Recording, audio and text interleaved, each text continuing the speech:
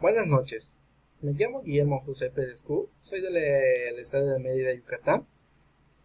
Ahorita estoy estudiando la licenciatura en Enseñanza de las Matemáticas de la UNADEM, que es la Universidad a Distancia y Abierta de México, y mi matrícula es la 1822030333. En este video les hablaré acerca de las identidades y leyes que hay en la trigonometría. Una de las leyes que hay en la trigonometría es la ley de senos. La ley de senos podemos decir que es una herramienta básica para resolver cualquier tipo de triángulo que establece que es A entre el seno de A va a ser igual a B entre el seno de B y C entre el seno de C, donde A, B y C son los lados del triángulo y los senos van a ser los ángulos del triángulo.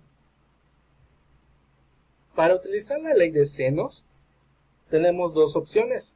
Una que es los lados, los datos conocidos son dos lados y el ángulo opuesto a uno de ellos, como tenemos en esta figura.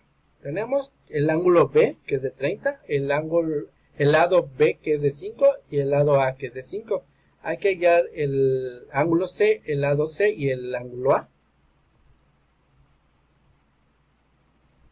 En primer lugar, nos concentraremos en cuáles son los datos que nos han dado para saber qué teorema tenemos que utilizar. Conocemos los dos lados y el ángulo opuesto a uno de ellos, por lo tanto utilizaremos el teorema del seno. Tenemos que en primer lugar, aplicando la primera igualdad, hallaremos el ángulo A, donde va a ser igual a entre el seno de A, va a ser igual a B entre el seno de B, donde ya tenemos el lado A, el lado B y el seno de 30 grados que es de B. Tenemos que entonces que el seno de A va a ser igual a 4 por 0.5, entre 5 es igual a 0.4. Utilizando el seno de A, podemos sacarlo como el inverso del ángulo de seno, de 0.4, que va a ser igual a 23.58. Ya obteniendo esto, tenemos que los ángulos interiores de un triángulo siempre van a sumar 180 grados. Entonces a 180 le vamos a restar la suma de los dos ángulos que ya tenemos y nos va a dar a 126.42 grados, que es el ángulo C. Entonces aplicamos el teorema del seno y obtenemos el siguiente lado. Tenemos que C entre el seno de 126 grados, punto 42 es igual a 5 entre el seno de 30, que esto nos va a dar a 8.1 centímetros de lado. Ya utilizamos ya sabemos cómo utilizar esta parte de la ley de senos. La otra opción es los datos conocidos son dos ángulos y cualquier lado. Entonces, en este ejemplo tenemos que en el triángulo ABC tenemos que el lado B vale 15, el ángulo B de 42 y el ángulo de C de 76. Entonces calculamos la medida de los tres ángulos restantes.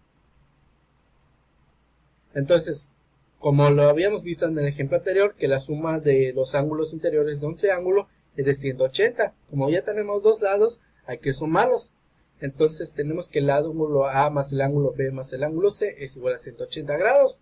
Donde el ángulo A va a ser la suma de los dos ángulos que tenemos, menos 180.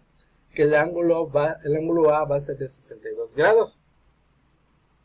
Entonces ahora encontrar el valor de las longitudes A y C.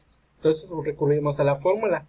Observamos que nos interesa encontrar el valor del lado A y el lado C.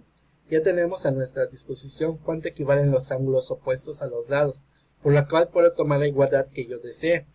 Utilizamos la igualdad, tenemos que A entre el seno de 62 va a ser igual a B entre el seno de 62, que el lado A va a ser de 19.79 centímetros. Ya, con eso ya calculamos el lado A.